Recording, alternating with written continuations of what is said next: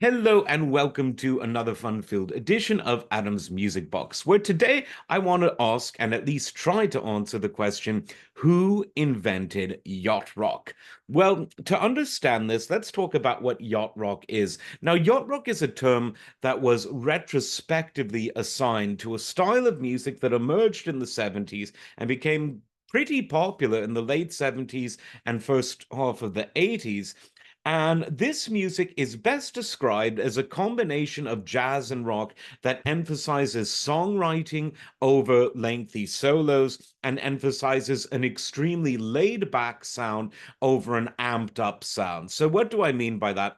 The jazz fusion that became super popular, that came out in the late 60s and early 70s, was really amped up hardcore stuff. It was things like Mahavishnu Orchestra, the electric version of Return to Forever, the stuff Tony Williams was doing, the stuff that Larry Coryell was doing. This is the kind of stuff it was plugged in, turned on, it was loud, it was fast, it was all of those things.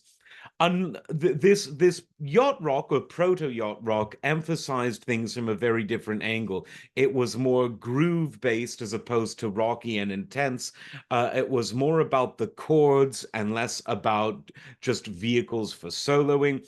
And it was sort of emblematic of artists who were both sort of approaching things from the jazz world and the rock world. Although perhaps unsurprisingly, it was the ones who positioned themselves more in the rock pop style that achieved the most success. The term itself is derived from Christopher Cross because his huge hit of many was sailing. And so, the term yacht rock was retrospectively assigned. But things like artists like Michael McDonald and what he was doing with the Doobie Brothers, that is generally considered yacht rock, which at the time was sort of considered West Coast rock or the West Coast sound associated. Not that all of the artists were from the West Coast, they weren't. Many were, but many weren't. But it was all about that sort of laid back sound. Airplay was a band that only came out with one album, but it had some very, very famous people, all from Toto, on the album, including Jeff Porcaro, David Hungate, Steve Lukather, and Steve Porcaro. That's kind of most of Toto there. So definitely check that album out. It came out in 1980. People who were very much in the jazz side of things, like George Benson, was sometimes considered yacht rock. Larry Carlton, definitely a jazzer, but was considered that. Chicago by the early 80s was doing some of this, as were Crosby, Stills, Nash and Young, as were Dr. Hook, frankly. Sometimes they put George Duke in this category, obviously from the jazz side, a great sort of rock jazz fusion band that was definitely in the style, of band called Pages. Not so well known anymore, but really good stuff. They're on Spotify. Airplay is on Spotify. Definitely check them out.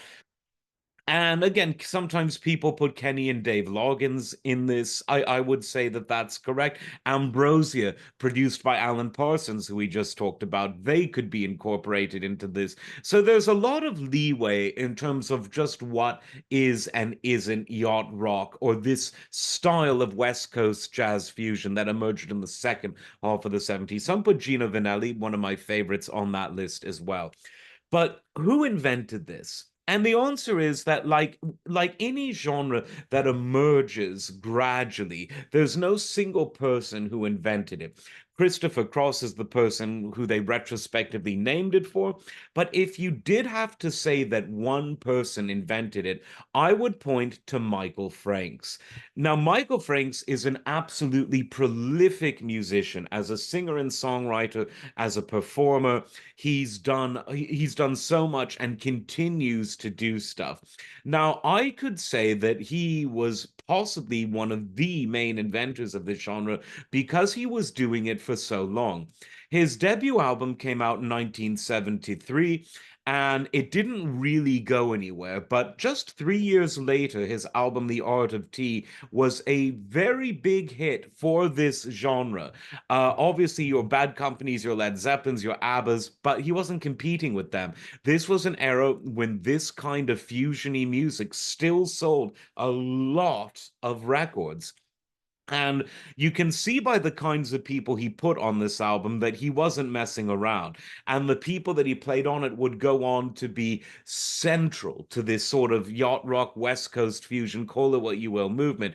You had Michael Brecker, the great saxophonist, and Michael Franks would also work with his brother Randy Brecker, the great trumpeter. David Sanborn, who we lost earlier this year, was on the album. Joe Sample from the Crusaders on the album. Larry Carlton, one of the great jazz fusion guitarists, a man who's arguably one of the most important members of the post member Steely Dan in terms of the session work. And he just continued going on from strength to strength. Most of this same cast of musicians appeared on his third album, Sleeping Gypsy. Then Brunchfield Nines, which came out in 78. You have Bud Shank, absolute legend. Will Lee, the great bass guitar player who then went on to join David Letterman's band, Steve Gadd. Tiger in the Rain, another pretty big hit considering the genre in 79. Randy Brecker is there again. You have Kenny Barron, one of my favorite jazz pianists of all time. I've done a video on him. Ron Carter, the most famous jazz bassist ever. Rick Marotta, jazz fusion drummer, played with Peter Gabriel, played with everyone. Michael Franks' stuff, while not necessarily as iconic as someone like Steely Dan, Christopher Cross, early 80s Chicago, Michael McDonald, it really set the stage for this genre of music. And he did so by really not taking any prisoners.